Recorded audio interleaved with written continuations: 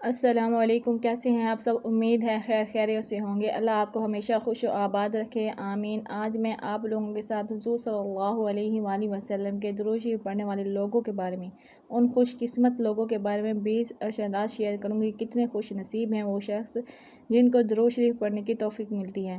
ان کی زبان ہمیشہ درود شریف کی کثرت سے تر رہتی ہے، اور وہ درود شریف کثرت سے پڑھنے کی توفیق ان کو ملتی ہے جن پر اللہ کرم فرمانا چاہ رہا ہو، جن کو اپنی رحمتوں سے نوازنا چاہ رہا ہے، جن کو اپنا قرب عطا فرمانا چاہ رہا ہے، جنہیں اپنی محبت سے نوازنا چاہ رہا ہے، جنہیں اپنے مقرب بندوں میں شامل کرنا چاہ رہا ہے، اور جسے حضرت محمد صلی اللہ علیہ وآلہ وسلم کی شفاعت کا حقدار بنانا چاہ رہا ہے۔ اور بڑے ہی خوش بخت اور خوش نصیب ہیں وہ لوگ، رشک کریں اپنی قسمت پر کہ جنہیں درود شریف کثرت سے پڑھنے کی توفیق حاصل ہوئی ہے، اور جسے درود پاک پڑھنے کی توفیق مل جاتی ہے اس کی دنیا بھی سنور جاتی ہے اور اس کی آخرت بھی سنور جاتی ہے۔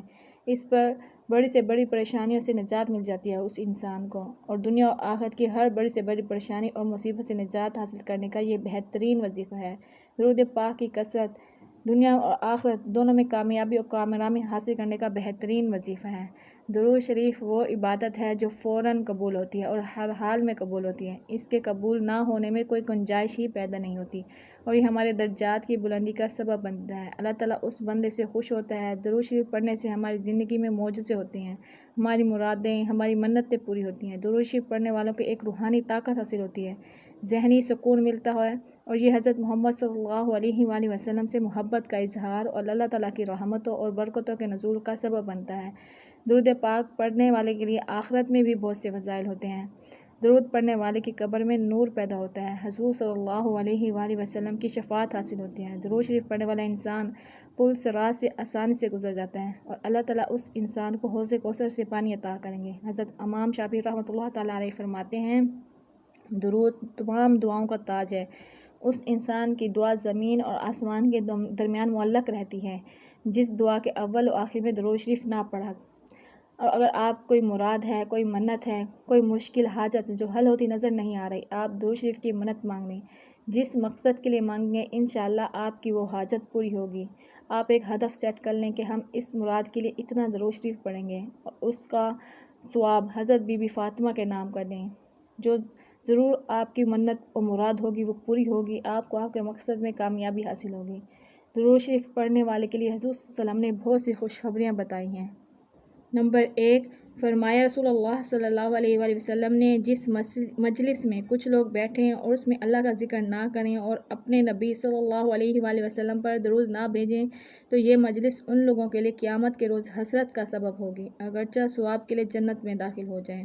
نمبر 2، حضور اقدس صلی اللہ علیہ وآلہ وسلم نے ارشاد فرمایا کہ جمعہ کے دن کثرت سے درود بھیجا کرو، کیونکہ تمہارا درود مجھ پر پیش کیا جاتا ہے، اس لیے جتنا زیادہ ہو سکے آپ لوگ کثرت سے جمعہ کے دن درود شریف کثرت سے ورد کیا کریں، اس دن حضور صلی اللہ علیہ وسلم کو درود شریف پیش کیا جاتا ہے۔ نمبر 3، فرمایا رسول اللہ صلی اللہ علیہ وآلہ وسلم نے، جو شخص جمعہ کے دن مجھ پر درود بھیجتا ہے اس کا درود میرے سامنے ضرور پیش کیا جاتا ہے۔ سبحان اللہ، یہ کتنی ہی خوش نصیبی کی بات ہے کہ اس کا درود پاک صلی اللہ علیہ وسلم کے سامنے پیش کیا جاتا ہے۔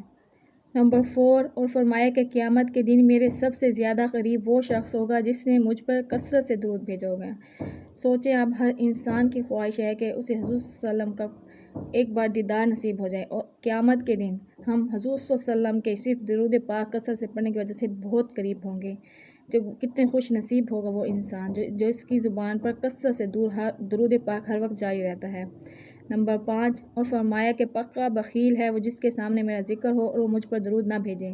بخیل کا مطلب کنجوس ہے، جس کے سامنے حضور صلی اللہ علیہ وسلم کا ذکر ہو اور وہ درود نہ بھیجے۔ آپ جب بھی حضور صلی اللہ علیہ وسلم کا نام آئے آپ ہمیشہ حضرت محمد صلی اللہ علیہ وآلہ وسلم کہا کریں۔ نمبر 6، اور فرمایا کہ مجھ پر باکثرت درود بھیجا کرو، کیونکہ وہ تمہارے واسطے زکوٰۃ ہے، یعنی نفس کی پاکیزگی کا ذریعہ ہے۔ درود پاک کثرت سے پڑھنے والے کا نفس اللہ تعالیٰ پاک کر دیتے ہیں۔ نمبر 7، اور فرمایا کہ وہ شخص ذلیل و خوار ہو جس کے سامنے میرا ذکر ہو اور وہ مجھ پر درود نہ بھیجے۔ اللہ تعالیٰ ہم سب کو اس سے بچائے۔ جب بھی حضور صلی اللہ علیہ وسلم کا ذکر ہو آپ ہمیشہ صلی اللہ علیہ وآلہ وسلم کہا کریں۔ نمبر 9، رسول اللہ صلی اللہ علیہ وآلہ وسلم نے فرمایا کہ جو شخص مجھ پر ایک بار درود بھیجتا ہے اللہ تعالیٰ اس پر 10 رحمتیں نازل فرماتا ہے۔ سبحان اللہ۔ نمبر 10، اور فرمایا کہ جو کوئی شخص میرا ذکر کرے اس کو چاہیے کہ مجھ پر درود بھیجے۔ نمبر 11، اور فرمایا کہ بے شخص اللہ کے کچھ فرشتے زمین میں گشت لگاتے پھرتے ہیں جو میری امت کا سلام مجھ تک پہنچاتے ہیں۔ نمبر 12 اور فرمایا کہ میں جبرائیل علیہ السلام سے ملا تو انہوں نے مجھے اس بات کی خوشخبری سنائی کہ آپ کا رب یہ فرماتا ہے کہ جو شخص آپ صلی اللہ علیہ وآلہ وسلم پر درود بھیجے گا میں اس پر اپنی رحمت نازل کروں گا، اور جو شخص آپ صلی اللہ علیہ وآلہ وسلم پر سلام بھیجے گا اس پر سلام بھیجوں گا، اور اس پر میں نے سجدہ شکر ادا کیا۔ سبحان اللہ، یہ کتنی اچھی بات بتائی گئی آپ کو۔ اور نمبر 13 حضرت ابی بن قعاب رضی اللہ تعالیٰ عنہ نے عرض کی، یا رسول اللہ صلی اللہ علیہ وآلہ وسلم، میں نے اپنا تمام وقت آپ صلی اللہ علیہ وآلہ وسلم پر درود بھیجنے کے لیے ہی مقرر کر دی ہے۔ اس پر آپ صلی اللہ علیہ وآلہ وسلم نے فرمایا، ایسا کرو گے تو تمہاری فکر مندی کی کفایت ہو جائے گی اور تمہارے گناہ معاف ہو جائیں گے، یعنی کہ اللہ تعالیٰ اسے دنیا کی بے فکری سے، فکر مندی سے بے فکر کر دیں گے، اور اس کے ساتھ ساتھ اس کے اللہ تعالیٰ گناہ بھی معاف فرما دیتے ہیں اس انسان کے۔ نمبر 14 اور فرمایا رسول اللہ صلی اللہ علیہ وسلم نے، جو شخص مجھ پر ایک بار درود بھیجتا ہے اللہ تعالیٰ اس پر 10 رحمتیں نازل فرماتا ہے۔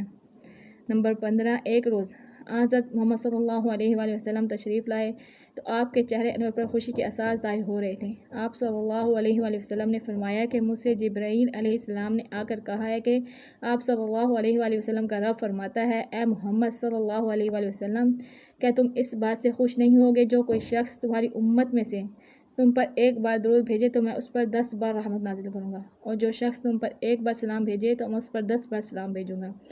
اسی ارشاد خداوندی کی وجہ سے آپ صلی اللہ علیہ وآلہ وسلم خوش ہو رہے تھے۔ نمبر 16 پر ایک اور حدیث میں ہے، جو شخص مجھ پر ایک بار درود بھیجتا ہے اللہ تعالیٰ اس پر 10 رحمتیں نازل فرماتے ہیں، اور اس کے 10 گناہ معاف ہو جاتے ہیں، اور اس کے 10 درجے بلند ہو جاتے ہیں، اور اس کے لیے 10 نیکیاں لکھی جاتی ہیں۔ نمبر 17 حضرت عبداللہ بن عمر رضی اللہ تعالیٰ عنہ نے فرمایا کہ جو شخص نبی اکرم صلی اللہ علیہ وآلہ وسلم پر ایک مرتبہ درود بھیجتا ہے اس پر اللہ تعالیٰ اور اس کے فرشتے 70 مرتبہ رحمت بھیجتے ہیں۔ نمبر 18 حضرت علی کرم اللہ وجہ فرماتے ہیں کہ اللہ ہر دعا بارگاہ الہی تک پہنچنے سے رکی رہتی ہے جب تک کہ محمد صلی اللہ علیہ وآلہ وسلم پر درود نہ پڑھا جائے۔ حضرت عبداللہ بن عمر رضی اللہ تعالیٰ عنہ نے فرمایا کہ جو شخص نبی اکرم صلی اللہ علیہ وآلہ وسلم پر ایک مرتبہ درود بھیجتا ہے اس پر اللہ تعالیٰ اور اس کے فرشتے 70 مرتبہ رحمت بھیجتے ہیں۔ اسی طرح حضرت عمر رضی اللہ تعالیٰ عنہ نے فرمایا کہ دعا آسمان اور زمین کے درمیان رکی رہتی ہے، اس میں سے کوئی چیز بھی اللہ کے پاس نہیں جاتی جب تک کہ تو اپنے نبی محمد صلی اللہ علیہ وآلہ وسلم پر درود نہ بھیجے۔